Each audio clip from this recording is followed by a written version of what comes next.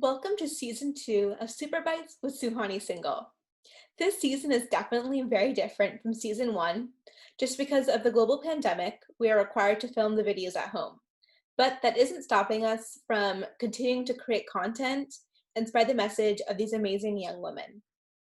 Although there's a global pandemic on our hand, it's important that girls continue to learn and create connections with these role models and mentors.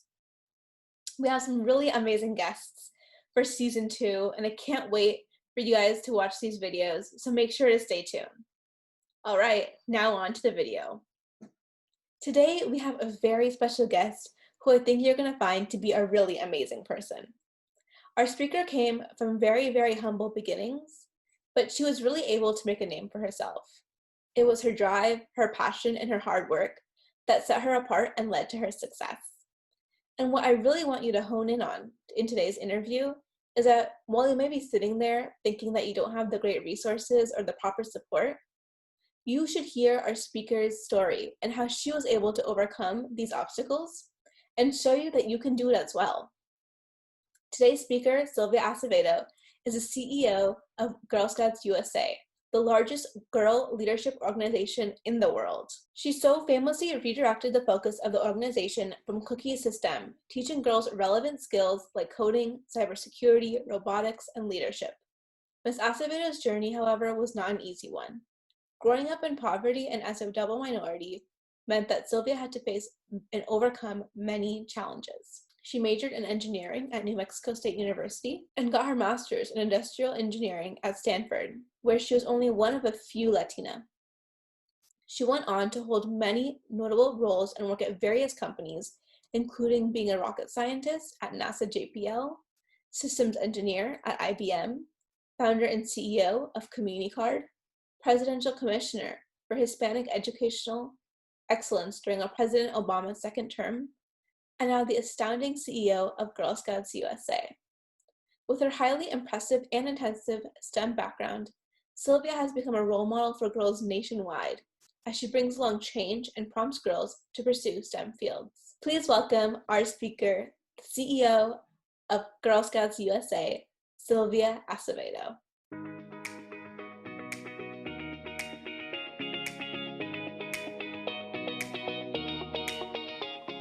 So thank you for joining us today, Ms. Acevedo. It is a privilege to be able to interview you and learn more about your career. Thank you very much. It's a real honor. So thank you. Absolutely. Your career is very impressive, from earning a master's in engineering to working at many notable companies like NASA, JPL, IBM, and Apple, and even being a presidential commissioner at the White House, which is amazing, by the way. Thank you.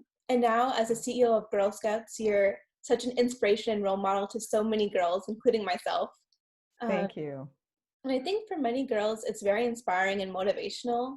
And a lot of us want to be where you are one day. Oh, thanks. I want to start by exploring your childhood a little bit, just because our audience is predominantly young girls. So can you tell us a little bit about what your experience was like during your childhood, and talk a little bit about your upbringing and humble beginnings? Well, I really appreciate that. And yeah, I wrote a book about it. I don't know if you know Path of the Stars in English and Spanish. In Spanish, it's Camino a las Estrellas. Because a lot of girls actually, and young and boys too, were asking me that very question. My family, when I grew up, we lived paycheck to paycheck, and sometimes we actually ran out of money between paychecks, and we had to go live with family. In addition, back then there was a lot of prejudice. I think that's really timely and in the news right now. I remember going with my mother as a young girl, and there would be signs on the apartment saying no Mexican Americans allowed. And the only part of the city we could afford was a dirt-lined street. And unfortunately, that's where the last meningitis epidemic in the United States happened. And my younger sister, who was vivacious and bright and smart, she got sick with meningitis, and it altered her brain, so she became developmentally disabled. You could see there'd be a lot of challenges in my family, hardships, but what I'm so grateful for is I got involved in Girl Scouts, and I had good troop leaders who helped me see and imagine a greater possibility for myself. And they taught me about how to create opportunity, and they taught me about how to have persistence and resilience, not taking no for an answer. So I'm very grateful that Girl Scouts came at a very pivotal point in my life. Absolutely. And, it's amazing to hear how, even from those humble beginnings, you're able to find your confidence and find that support structure within Girl Scouts Mm-hmm. to get to where you are today. So, I wanted to understand and learn a little bit more about how you decided to major in a STEM field. Was there maybe a defining moment in your childhood or a role Yes. model or mentor? Yeah, there actually was. So I didn't know the answer to that very question. And um, it wasn't until the mid 2000 aughts, I think around 2006, I got a phone call from somebody from Stanford University. If you look behind me, that's my diploma from Stanford University. And they called because they were researching, and they said, you are one of the few male or female Hispanics who have ever gotten their graduate engineering degree from Stanford. And back when you did, we really weren't recruiting much in that part of the country. So how did you know about Stanford, and how are you prepared? And I at first didn't know the answer to that. So there was a good interviewer, and she kept interviewing me. And then I realized that when I was in Girl Scouts, we were camping, and I was looking at the stars, and my troop leader sat next to me, and she taught me that they weren't just twinkly lights. There were differences between stars and planets, like Earth is a planet, and there were other planets, and that there were constellations. And she showed me the Big Dipper and the Little Dipper, and I was like, wow, I had no idea. So I was captured with the wonder of it all. Well, later on, she remembered that. And when it was time to earn badges, she encouraged me to earn a science badge in STEM. Now, what's important is I decided to make an Estes rocket, so space, and I failed. I failed a lot of times. And I think if I had been in a classroom and had failed 5 times to make my rocket work, a teacher might have said, you're a girl, maybe STEM is not for you, or rockets are not for you. But because I was in Girl Scouts in that all-girl environment, she allowed me to keep trying. And I tried it, and finally on my 6th time, it went into the sky. And I loved that. And it made me feel like I could do this. So at that point, I began to take science and math more seriously and loving it. And when the math teacher would assign only the even problems, I would do the even and the odd problems. And I started to get really good at math. And when you get good at something, you do more of it. And the more I did it, I got really good. And so as a result of that, I took a lot of science and math electives. And so then when it was sort of time to choose what to study in college, it made sense that it was going to be in a field that had a lot of science and math, which engineering really does. So that's how that kind of came together. Wow, that's a beautiful story. It Thank you. definitely highlights, the value of Girl Scouts. I have like Mm-hmm. similar experiences with Girl Scouts. Mm-hmm. Fortunately, a great troop, and definitely that support system where it doesn't matter if you fail because you keep learning Right. from that over and over again. Absolutely. Absolutely. And so you definitely mentioned that you went on to pursue engineering Mm-hmm. at New Mexico State University and then master's at Stanford. Right. So, what were your classroom experiences like as both a female and a Latina, and even as a double minority? How are you able to stay motivated and excited about engineering? So I realized that sometimes it wasn't fair, and it was kind of a challenging situation. Sometimes the guys didn't want to be on your project teams. Um, there were those kind of things that were sometimes incredibly challenging, but I really liked what I was doing. And so I didn't let that dissuade me. I just stayed focused on what we needed to do. And so I was very grateful for that opportunity that I did that. It's so important, like you said, to like focus on what matters and just remember what our passions are and why we're doing it in the first place. Absolutely. You're right. So, your career path is very impressive and diverse. From Hmm. a rocket scientist at NASA to a business development manager, a presidential commissioner, and now the CEO of Girl Scouts, which is the largest girl leadership organization in the world. Hmm. So, what has made you so confident and capable of being successful in various different fields? That's a great question. So I always try to go and problem solve. And so the more I problem solve, when I go into something that works, because if you're able to be a problem solver, people tend to appreciate that. And so sometimes being a rocket scientist and engineer, you're capable of really thinking about things at a big, you know, um, in large scale, what we call scale. So it's really big and complex. And so that doesn't deter me. So that's really important because I feel like that that has given me that confidence. But also in Girl Scouts, I not taking no for an answer, selling cookies until you've heard no at least 3 times. That was important because as a young girl in elementary school and middle school and high school, when I was told no, I kept trying to get it to a yes. So I started building this muscle of resilience and persistence early on because of that. Now that I look back and I realize that's probably why I'm willing to take on some challenges. So for example, when I was in band, I played percussion and I was first chair. And normally first chair gets to choose their marching band instrument. Well, my band director said he got timbales, these big 3 drums, and he said, I said, I want to play those. And he said, no, you can't march with those. I said, why not? Remember, that was my first no. I said, why not? And he said, because you're a girl. And I said, that's not going to change. Why else? He goes, you're not strong. So he gave me the thing I had to solve for, which is strength. So I began working out and training so I could carry the timbales, which I did. But see, that's what I learned with a cookie sale. How do I get to that yes, right? Mhm. How do I get around the situation? So going and, when my college counselor told me that girls like me didn't go to counseling or go to college, I didn't hear that. I heard that was the first no, right? And then when she said girls didn't study engineering, that was the second no. I didn't hear it. I went on, studied engineering, became a rocket scientist, right? And in my career, it was the same kind of thing. When people told me no, I got to well, what do I need to solve for to get to the yes? Like, that's great advice for other girls too. Not taking no for an answer. The 3 no's, like you said. Uh-huh.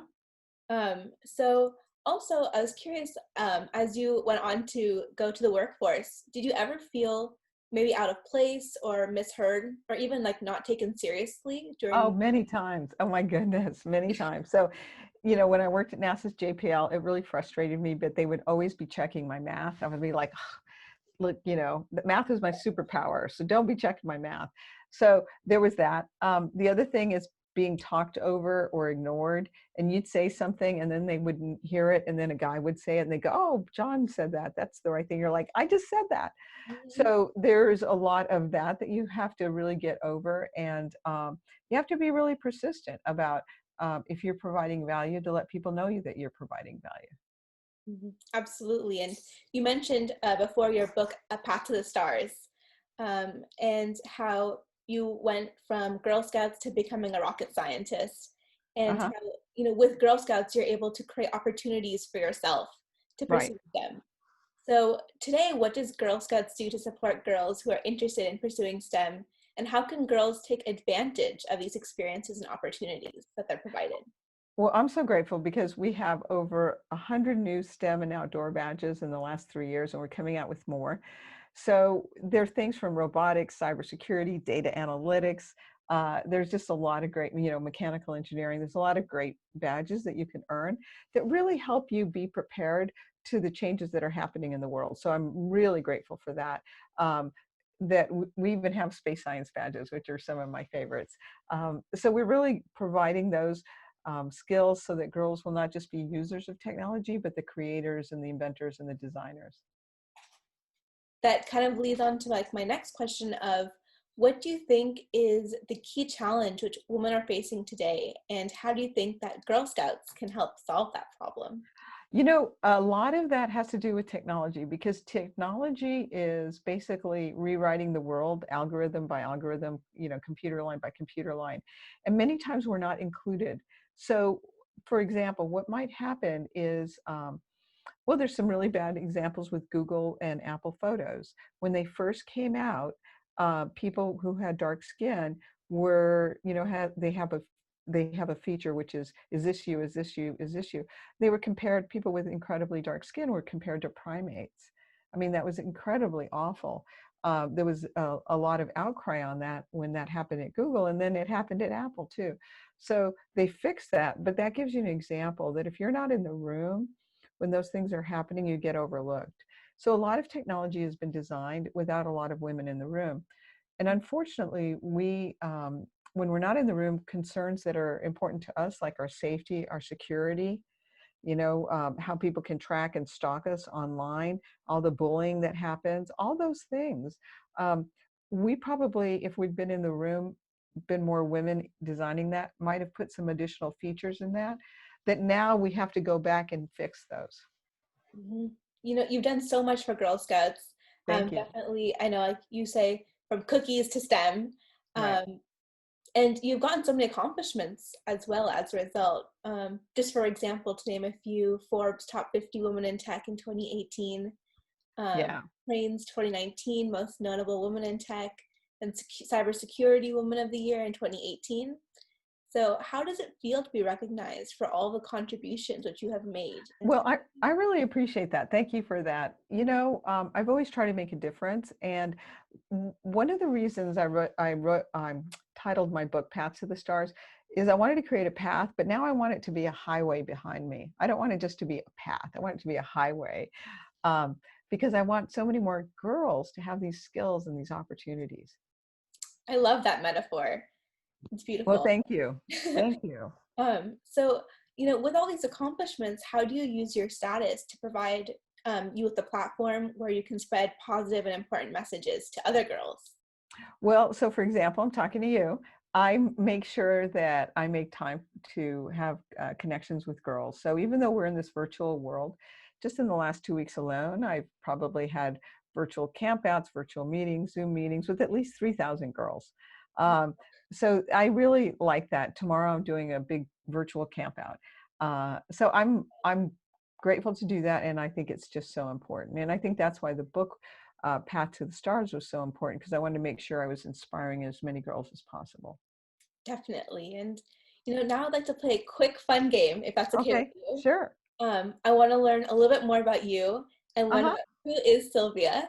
So I have 5 fun, quick questions. Sure.